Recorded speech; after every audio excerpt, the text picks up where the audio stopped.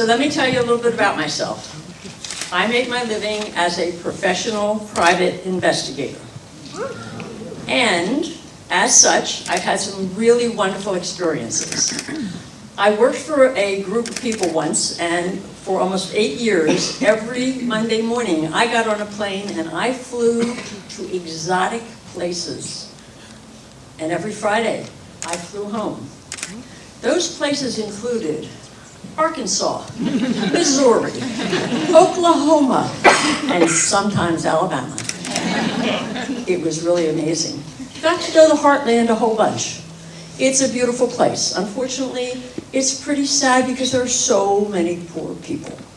However, it's beautiful, but they get extremes. They get extremes of weather. So when it's dry, it's dusty. When it's wet, it's torrential. And so all of the roads are built kind of like flat with ditches along the side for the runoff.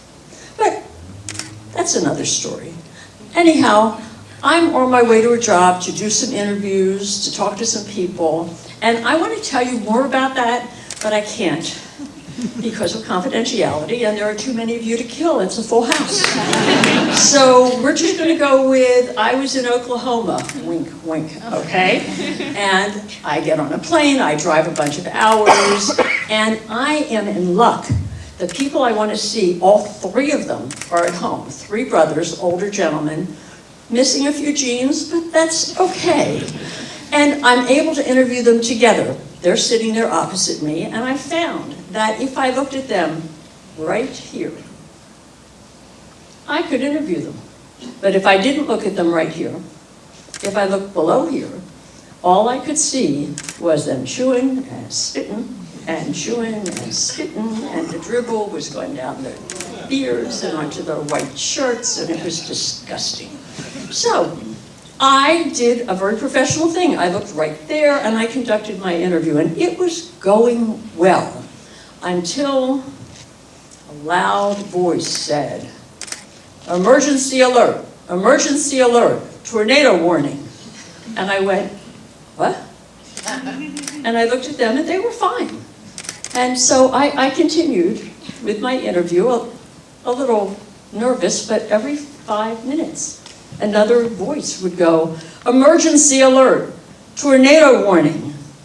And each time it started to get a little more scary. It started with headed north at about 40 miles an hour along Route 40. Well, I had just driven up Route 40.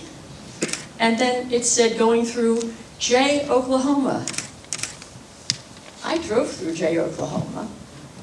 Going up through Grove, Oklahoma.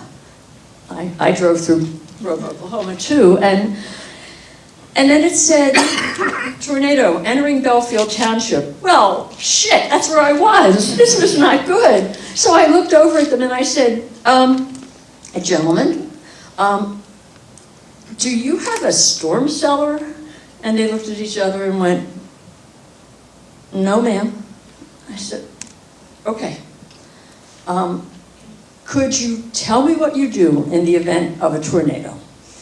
And the oldest brother said, "Well, ma'am, you see that our ditch out there?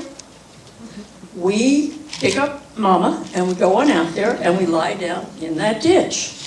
And we lie down face down so we don't get dust and stuff, because we want to be safe. And the tornado generally goes right over us." And I thought, I love my job, but I don't want to die on my job. That's not my idea of fun. So I had a thought. I said, "Do you think I could outrun it if I got in my car?" They looked at each other. And the oldest one said, "It's possible. I'll be right back."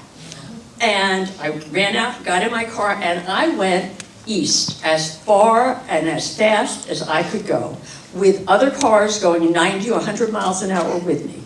And we all went about 10 miles, and everybody just pulled over to the side with an unknown signal.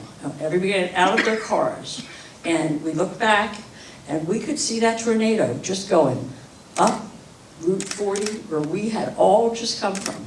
And then at another signal, some silent word, we all got back in our cars, turned around, and went back. And I went back to that trailer, and I walked back inside, and I looked right there at the three men who were sitting opposite me, and I realized they looked a little different. Now they had mud all over their faces and all down their shirts, and I realized I had not died on this day by being swept away in a tornado, and I was thankful, and thank you.